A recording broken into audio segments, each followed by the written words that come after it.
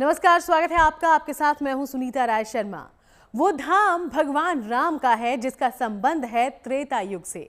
जिस धरा पर ऋषि अगस्त्य ने अपनी तपोस्थली उसे बनाई। माना जाता है कि 14 साल के अपने वनवास के दौरान 4 महीने तक भगवान राम, माता सीता, अपने भाई लक्ष्मण के साथ प्रभु यहाँ विराजे थे।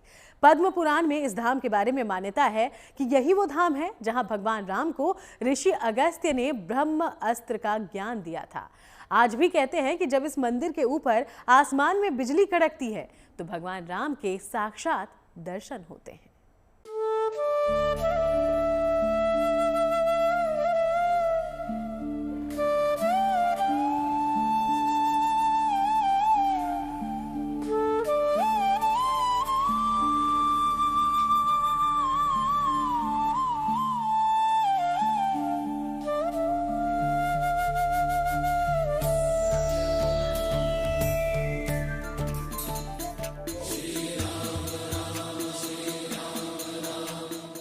वो दिव्य स्थान कहलाता है मर्यादा पुरुषोत्तम श्री राम का धाम।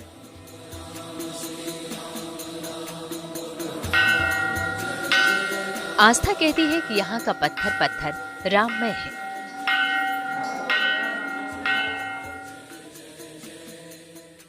जो स्थान गवाह बना था श्री राम, जानकी और लक्ष्मण की लीलाओं का।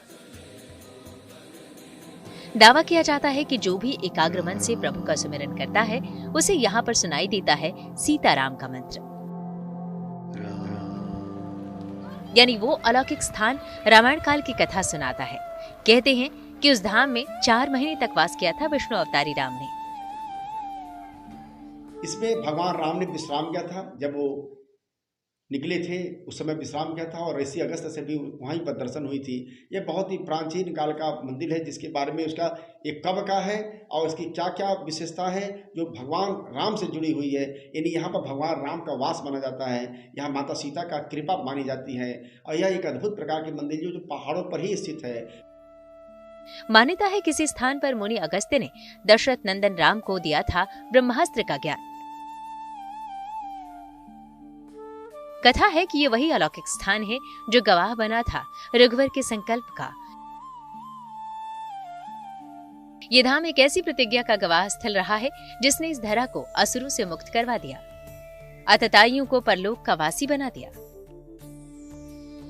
कहते हैं कि उसी धाम में लक्ष्मी स्वरूपिणी मां सीता ने बनाई थी अपनी पहली रसोई, जिसके आसपास आज भी वानर स्वरूप में दिख जाते हैं महावीर हनुमान, क्योंकि भूख से व्याकुल पुत्र की क्षुधा तो मां की रसोई में ही शांत होती है। वो सिर्फ एक मंदिर नहीं है बल्कि इसे प्रभु श्री राम का गढ़ कहें तो कोई अतिशयोक्ति नहीं होगी, क्योंकि ये देखने में किले जैसा ही प्रतीत होता है।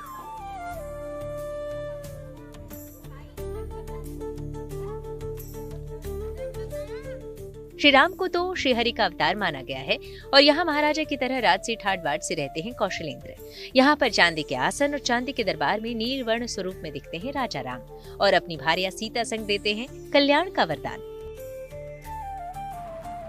भगवान श्री राम का यह अद्भुत धाम है महाराष्ट्र के नागपुर जिले में रामटेक की पहाड़ी पर, जहाँ जाकर भक्तों की हर प्रार्थना होती है स्वीकार। भगवान राम के इस धाम का वर्णन वाल्मीकि रामायण में भी मिलता है और पद्म पुराण में भी। ये दोनों ही शास्त्र जानकारी देते हैं कि वनवास के दौरान मानसून की बारिश से बचने के लिए ही भगवान राम ने मां सीता और भाई लक्ष्मण के साथ इसी धाम में 4 महीने का समय बिताया था। श्री राम इस पहाड़ी पर टिक गए थे, इसलिए इस पहाड़ी का नाम ही रामटेक पड़ गया। रामायण काल में जब भगवान राम माता सीता के साथ भ्रमण करते जब जंगलों में जा रहे थे तब उस जगह पर उन्होंने निवास किया, कुछ समय वहां पर रहे थे, वहां पर विश्राम किया था। तो इसका वर्णन कई ग्रंथों में मिलता है, कई ग्रंथों में उसका उल्लेख मिलता है। जब भगवान राम ने वहां पर विश्राम किया, तमाम बड़े बड़े संत महात्माओं से मुलाकात की, उनसे परामर्श लिया, उनसे दिशा निर्देश लिया। भगवान राम के चरण यहाँ पड़े थे, इसलिए इस धाम से जुड़ी मान्यताएं और कथाएं हर युग में फैलती चली गईं। मान्यताएं इस धाम को रामायण काल से जोड़ती हैं। इस मंदिर की स्थापत्य कला इसे आधुनिक मराठा काल से संबंधित बताती है। इस धाम में आज भी ऐसी निशानियां मिलती हैं जो इस धाम को राम धाम बनाती हैं। आज के समय में ये धाम भव्य मंदिर में तब्दील होकर एक तीर्थ की तरह पूजित है, लेकिन त्रेता युग में यहाँ केवल एक छोटी पहाड़ी हुआ करती थी। आधुनिक काल में ये पहाड़ी मराठाओं का गढ़ बना, जो धीरे धीरे भव्य और दिव्य राम धाम में बदलता चला गया। इस धाम का संबंध संस्कृत के महान कवि कालिदास से भी जुड़ता है। कहते हैं कि यही वो धाम है जहाँ उन्होंने मेघदूत की रचना की थी।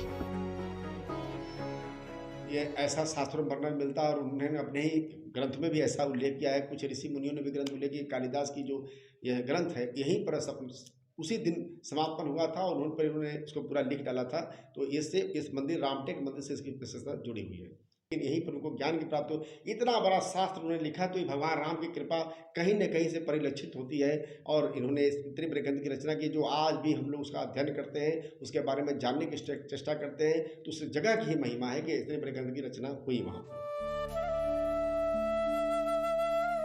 आज ये धाम राम भक्तों के लिए पूजित धाम है, जहाँ लोग अपने संकट लेकर इस दरबार में आते हैं और राम अपने भक्तों को उनके कल्याण का वरदान देते हैं। आगे हम रामटेक मंदिर का पौराणिक महत्व जानेंगे, साथ ही कालांतर में ये मंदिर कितना बदल गया ये भी जानेंगे। तब तक आप कहीं मत जाइए और देखते रहिए प्रार्थना हो स्वीकार। तो भगवान राम का ये धाम आध्यात्मिक ही नहीं बल्कि स्थापत्य शैली के लिए भी जाना जाता है। वो इसलिए कि कहते हैं इस मंदिर को बनाने में रेत का इस्तेमाल नहीं किया गया, बल्कि पत्थरों को एक के ऊपर एक रखकर इसे बनाया गया। फिर भी पत्थर टस से मस नहीं होते। कहते हैं कि इस कुंड के जलस्तर में कभी पानी कम या ज्यादा भी नहीं होता। देखिए, जहाँ जहाँ रघुवर के पड़े पग तीर्थ बन गया वो स्थल, उसे पूजने लगा जग। अयोध्या से जब वनवास को निकले राम, तो लंका तक के सफर में कई स्थानों को अपना पड़ाव बनाया। सबसे ज्यादा समय तो उन्होंने मंदाकिनी के तट पर चित्रकूट में बिताया, जहां रामायण काल की कई निशानियां हैं। लेकिन नागपुर के रामटेक की सी पहाड़ी पर रघुवर ने बनाया था अपना अस्थायी ठिकाना, जो आज कामना पूर्ति के स्थल के रूप में पूरे शहर पर कृपा बरसा रहा है। रामटेक की इस पहाड़ी से पूरे शहर का मनोरम दृश्य दिखाई देता है। मंदिर के शिखर की भगवा ध्वजा पताका को देखते ही यहाँ की आध्यात्मिक शक्ति का एहसास होने लगता है।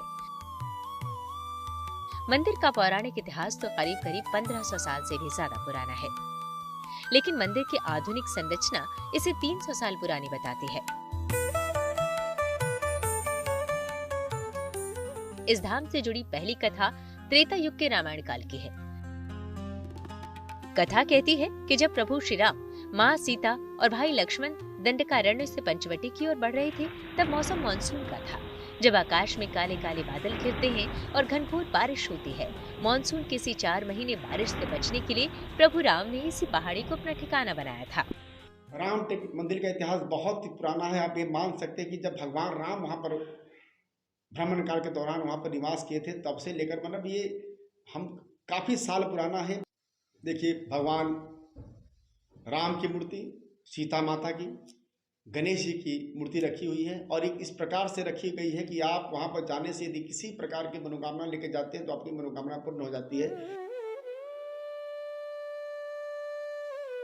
माना जाता है कि रामायण काल में ये पहाड़ी ऋषियों मुनियों की तपोस्थली हुआ करती थी,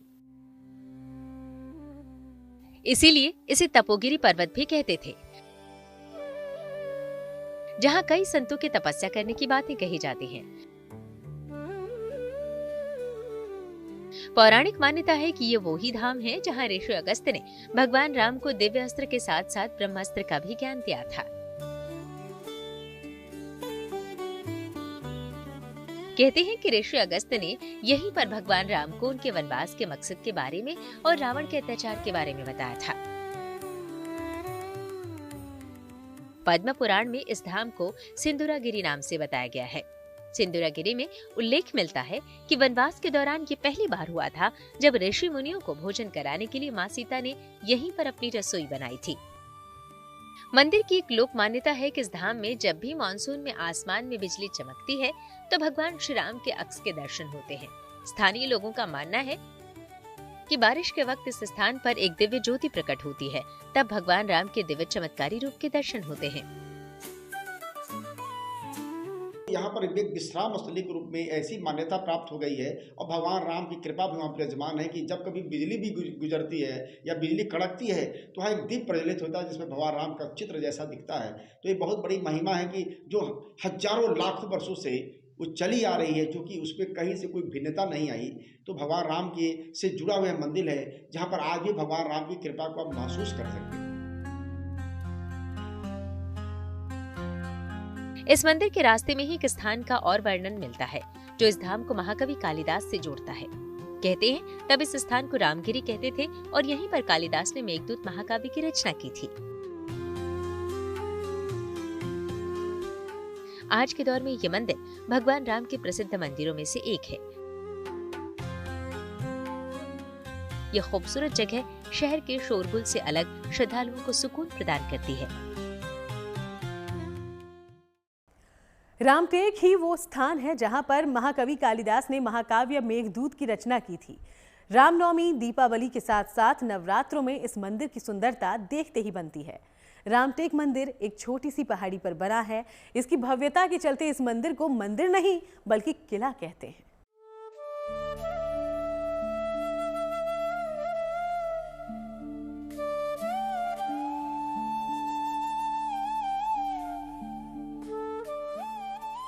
भगवान राम को समर्पित इस धाम का हर एक कोना राममय दिखता है। रामटेक का ये गढ़ मंदिर करीब 152 मीटर की ऊंचाई पर पहाड़ी पर स्थापित है। लक्ष्मण द्वार से गुजरने के बाद ही मंदिर की यात्रा आरंभ होती है और यही नहीं, इस द्वार पर भी रामपद के निशान तीर की मुद्रा में दिखते हैं। लक्ष्मण द्वार पर चक्र और शंख का निशान बताता है कि ये धाम भगवान विष्णु का है।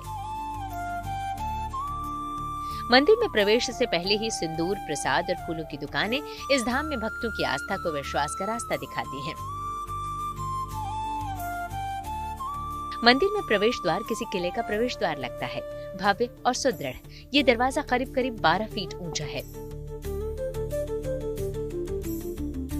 इस शैली में बहुत ही प्राचीन काल के शैली पांडुगाय का किरी के रूप में यह बनाया गया है, जिसमें कि इसमें बालू का प्रयोग नहीं किया, इसमें किसी प्रकार का कोई निर्माण सामग्री का प्रयोग नहीं किया गया। इसमें पत्थर पर ही, पत्थर को काट के ही, पत्थर से जुड़ के ही पत्थर को बनाया गया है। उसमें राजा रघु ने इसको बहुत सुंदर से रूप देने का प्रयास किया था और आज भी वो अडिग है।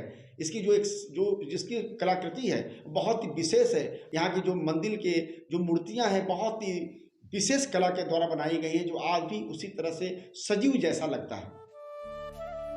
रामटेक के इस धाम में पवन पुत्र हनुमान भी विराजित हैं। सिंदूरी चोले में विराजमान हनुमान की यहाँ 2 प्रतिमाएं दिखती हैं। तो साथ ही दर्शन होते हैं रुद्राक्ष की माला से सजे रुद्रेश्वर त्रिपुंडधारी के। भगवान राम अपने इस धाम में माता सीता के साथ विराजित हैं। कृष्ण वर्ण की भगवान राम की प्रतिमा और चंदन से युक्त मां सीता का ये युगल दरबार मन को मोह लेता है। इसी राम दरबार में मराठा सरदारों के चित्र और उनके अस्त्र शस्त्र भी दिखते हैं, जो इस दरबार को और भी ऐतिहासिक बना देते हैं। भगवान राम के धाम के आगे ही भाई लक्ष्मण का भी मंदिर बना है, जिसे लक्ष्मण स्वामी मंदिर के नाम से जानते हैं। लक्ष्मण की प्रतिमा काले पत्थर से बनाई गई है। कृष्ण वर्णी लक्ष्मण भी अपने चांदी से जड़े गर्भगृह में विराजमान है। भगवान राम विष्णु अवतारी हैं, इसलिए इस धाम में उनके कृष्ण अवतार की भी प्रतिमा यहाँ देखने को मिलती है। भगवान कृष्ण का युगल दरबार मन को भक्ति की भावना से भर देता है। आज ये धाम तीर्थ बन चुका है, लेकिन मान्यता है कि 18वीं शताब्दी में राजा रघुजी भोसले ने छिंदवाड़ा जिले के देवगढ़ किले पर फतेह के बाद इस मंदिर की स्थापना की थी। इसके अंदर जो जलाशय है, जो यहाँ पर तालाब है, बहुत ही मनोरम है। इसके बारे में ये कहा जाता है कि इसका जल स्तर कभी घटता नहीं। वहाँ पे एक बिजली का रस्ते है, तो वहाँ पर एक दीप जैसा प्रज्वलित होता है। साथ साथ इसकी जो शैली बहुत ही प्राचीन काल से है, जो राजा रघु ने बनाया था। बहुत ही विशेष शैली में बहुत ही सुंदर मंदिर है, जो हमारे नागपुर से बहुत ज़्यादा दूर नहीं है। वहाँ पर जाकर भगवान राम की दिव्यता को आप दर्शन कर सकते हैं। वहाँ की जो तालाब है बहुत ही सुंदर मनोरम है और पहाड़ों के बीच में स्थित है। बहुत ही पवित्र स्थल है ये। मंदिर में भगवान विष्णु के एक और अवतार वाराह भगवान का भी मंदिर दिखता है। मान्यता है कि आधार और वाराह के बीच जो खाली स्थान है, उससे लेट कर पार करने पर मांगी गई हर मुराद पूरी होती है।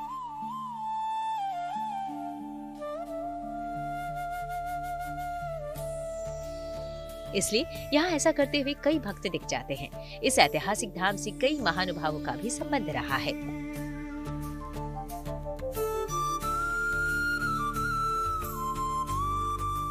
करीब 700 साल पहले इस धाम में महानुभाव पंथ के प्रवर्तक श्री चक्रधर स्वामी भी रामटेक आए थे। रामटेक का ये धाम आयुर्वेदाचार्य नागार्जुन की जन्म और कर्मस्थली भी है। नागार्जुन को भारत में रसायन शास्त्र का जनक भी माना जाता है। रामटेक के इसी धाम में आधुनिक भारत के संत तुकडू जी महाराज का आरंभिक जीवन भी बीता था।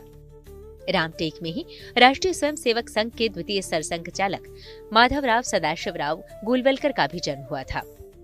भारत के पूर्व प्रधानमंत्री नरसिम्हा राव भी रामटेक लोकसभा से 1984 और 1989 में 2 बार लोकसभा का चुनाव लड़ चुके थे। रामटेक आज ऐसी राम तीर्थ है जो अपनी आध्यात्मिक विरासत को त्रेता युग से जोड़ता है, तो इसका संबंध महाकवि कालिदास से भी है और आज के समाज को भी इस धाम ने कई महत्वपूर्ण विभूतियां प्रदान की हैं। इस धाम में रामनवमी और त्रिपुरी पूर्णिमा के दिन विशाल मेला लगता है, जिसमें लाखों राम भक्त दरबार में अपनी मन्नत लेकर पहुंचते हैं और खुद को धन्य समझते हैं। यहाँ आने वाले हर भक्त की अर्जी परमेश्वर पूर्ण करते हैं।